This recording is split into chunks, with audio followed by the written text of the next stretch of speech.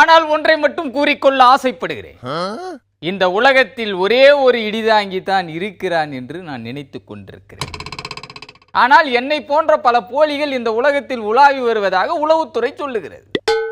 போலிகளின் எண்ணிக்கை அதிகரித்து வருவதால் போலீஸே குழம்பி போயுள்ளது. இடிதாங்கியிடமே நீ உண்மையான இடிதாங்கியா அல்லது போலிதாங்கியா என்று கேட்டு மிரட்டுகிறார். வரைந்த மீசையை அழித்து காட்டி நான் தான் உண்மை என்று நிரூபிக்க வேண்டிய அவலத்திற்கு தள்ளப்பட்டு விட்டான் இடிதாங்கி. கலியுகத்தில் தான் இது போன்ற போலிகள் இருப்பார்கள் என்று சொல்லுகிறார்கள்.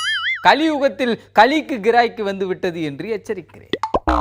நான் ஏற்கனவே சொல்லிவிட்டேன், போலிகளை கண்டு ஏமாற வேண்டாம் என்று. அதை போலே எனது அலுவலகத்திலேயே எங்களுக்கு கிளைகள் வேறு எங்கும் கிடையாது என்றும் கொட்டை எழுத்தில் எழுதி போட்டு இருக்கிறேன். போலிகள் எப்படி வேண்டுமென்றாலும் போக்கிரித்தனம் செய்வார்கள் என்று தெரிந்து எச்சரிக்கையாக செயல்படுமாறு எனது தொண்டர்களிடம் கேட்டுக்கொண்டிருக்கிறேன். வட்டச் செயலாளர்கள் கூட்டம் போட்டால் அவர்கள் வட்டமாக அமர்ந்து போடுவார்கள். சதுரமாக கூட்டம் போட்டால் அது போலி என்று கண்டுபிடித்து அவர்களை நம் கட்சியில் இணைத்துவிட முடியும். ஆக எங்கும் போலி எதிலும் போலி என்று நீக்கமர நிறைந்து விட்டார்கள். போலி மருத்துவர்கள், போலி வழக்குரைஞர்கள் வந்து விட்டார்கள். போலி அரசியல்வாதிகள், போலி பைத்தியக்காரர்கள் என்றெல்லாம் புறப்பட்டு விட்டார்கள். அது மட்டுமா, பிரஸ் ஸ்டிக்கர் ஒட்டிய வண்டியை மறியல் செய்து காவிரி பிரச்சனை குறித்து அவசரமாக பேட்டி கொடுக்க வேண்டும் என்று சொன்னார். உடனே அவர் பொட்டியை திறந்து உங்கள் எடுப்பான பல்லுக்கேற்ற டூத் பிரஷை எடுத்துக் கொள்ளுங்கள் என்று பல்லை காட்டுகிறார்.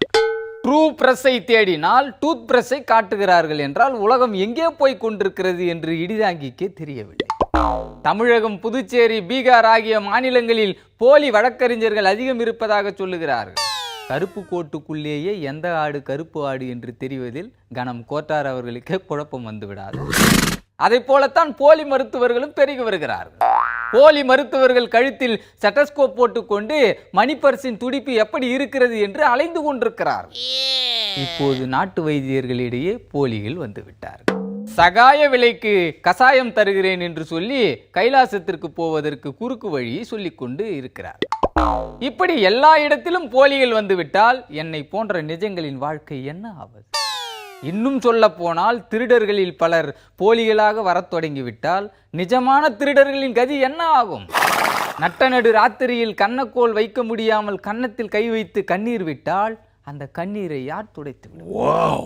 எனவே போலிகளுக்கென்று சிறப்பு ஆதார் அட்டை வழங்கி அவர்களை சமூகத்திலிருந்து ஒதுக்கி வைத்தால் நாம் ஜாலியாக வாழலாம் என்று கூறி உங்கள் எல்லோரையும் எச்சரித்து விடைபெறுகிறேன். நன்றி, வணக்கம்.